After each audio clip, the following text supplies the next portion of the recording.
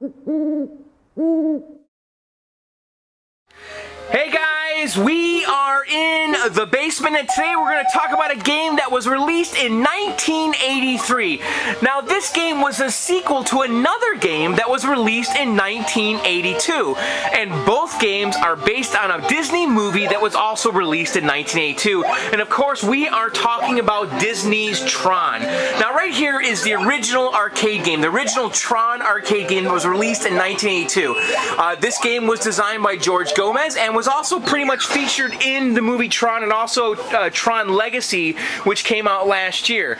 Now this game has basically 4 little mini games in it. There's the light cycles, there's the MCP cone, there's the grid bugs, and there's the tanks. They wanted to actually get 5 games into this, but they ran out of time, they ran out of space, whatever it was, but they couldn't get the 5th game in there, and that of course was Discs of Tron. However, in 1983, they got their wish and they put out a standalone version of that 5th game, and of course they called it Discs of Tron. Now, Tron here, you know, has the cool black lights and it all glows, and there's a translight back here and a light bulb.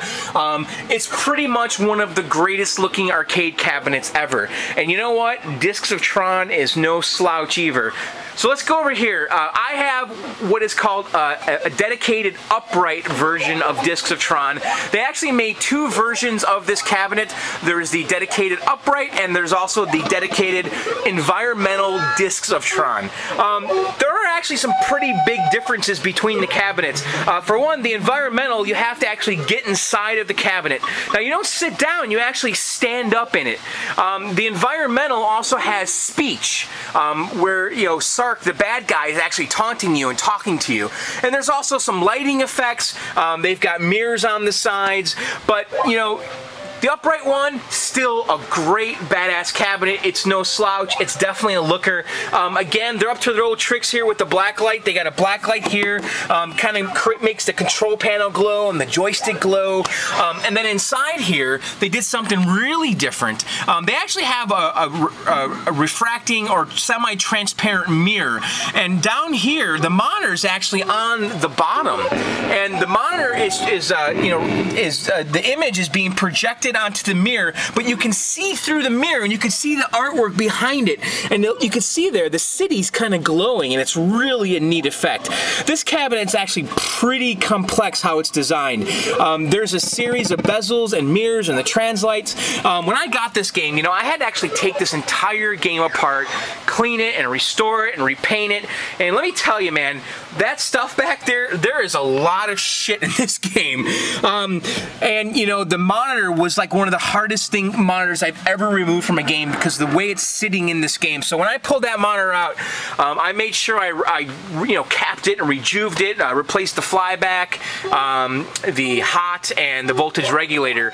But anyway, when I got this game, it was not working at all. It turned out it was just the power supply. It also had a minor board issue. The Super Sound I/O was a little flaky. I actually swapped out another one, and so far it's been pretty reliable. Now, if you look up here, the marquee is actually pretty neat. This is actually a lenticular printed marquee. Now, lenticular is kind of that like 3D effect thing. You know, if you look at it one way, you know, you can see one image, but then if you turn your head or, you know, a little bit, the image will kind of change. And this was actually pretty neat effect for back in the day. Now Stern, the pinball company, is actually making lenticular translights, you know, the back box lights, and they actually did that for the Tron pinball machine. But you know, if you get a game and you're missing this original lenticular marquee, you are pretty much screwed because there are no reproductions for that. Now I did, however, get the piece of glass over it, is a reproduction. I also got a reproduction control panel overlay, which Rich at This Old Game makes both of them. I did get a reproduction joystick as well, which is a lot better because it really glows in the black light.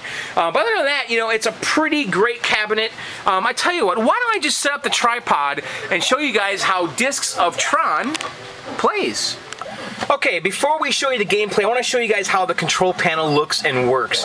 Basically, on the right here, we have a flight stick with a trigger, and this is how we're going to fire our deadly discs. Right here on the thumb button, this is the shield, and basically, if you're about to get hit by one of the discs from the opponent, you press this and you can block it and send it back. On the left here, I don't know if you can see this, but is a spinner, just like the original Tron game, a spinner that moves left and right. However, on this game, this spinner also moves up and down. Now, on the later levels, the platforms are going to start moving up and down, and your opponent is also going to start moving up and down depending on what platform he's on. So if you want to aim high, you have to pull up and then move left and right to aim at him and then fire. And if he's low, you got to press down and then move left and right and then fire. Okay, so let me turn off the lights and show you guys how the game plays. Okay, I have actually added a credit to the game. Unfortunately, this game does not have a good free play mod out there, so you have to coin up. You either can put quarters in or just kind of hit the little wire, which is what I just did. All right, let's start the game here. You can skip the directions. It says here we get 7 deflects, which is our shields, and it says those things cannot be deflected, which are these kind of like homecoming, heat-seeking, guided missile things.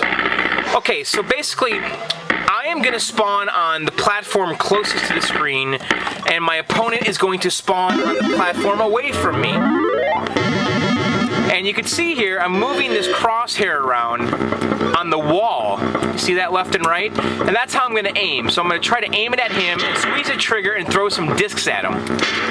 And the object here is to knock him off. Now, I almost knocked him off. I kind of half knocked him off, and there we go. And you have to knock him off 2 times per level. So there you go. The second time, we have passed level 1. And there's that familiar Tron tune, which is actually in the original Tron game. Alright, so level 2 gets a little more complicated. Now we've got 2 sets of platforms. I can now kind of jump left and right. So let's see if we can get rid of him. And we did. I'm actually really not very good at this game. Oh, shit. So that little heat-seeking guided thing kind of just killed me. And you need to basically shoot it to get rid of it. And we've passed the second level. Now the third level gets a little more complicated. We've got 3 sets of platforms that we can jump from. And so he can basically kind of hide a little easier because I only get to fire 3 shots at a time. Oh, come on. I say I kind of stunned him. I didn't quite get him. He just...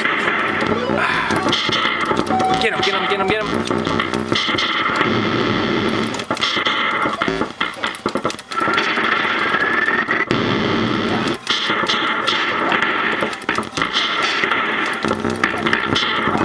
And the sound in this game is actually pretty incredible because they did this really cool stereo effect. It's a very like hardcore panning effect.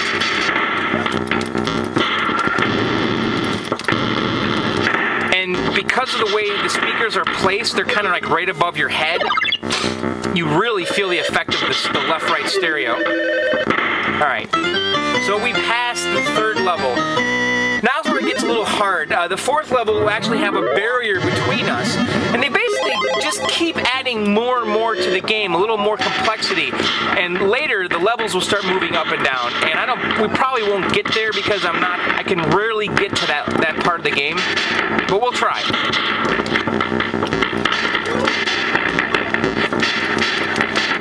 Alright, we got him. And you can see the little barriers between us changed. Alright, we have passed that level.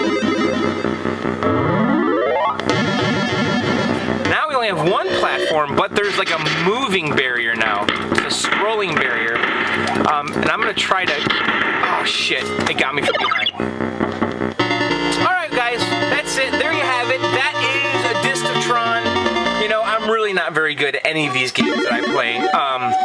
You know, like 1 out of 20 games I can get to the rising platforms, but you can see my high score so far is 28,800. But anyway, that's it. That is Discs of Tron. Definitely an ultra cool, ultra classic game from 1983. Anyway, guys, there you have it. Thanks again for subscribing to my little channel. If you haven't subscribed yet, go ahead and press that subscribe button. Also, check out johnsarcade.com. Make sure you visit the forums. It is the best place to find by me. Other than that, guys, we'll see you later. Take care, and later.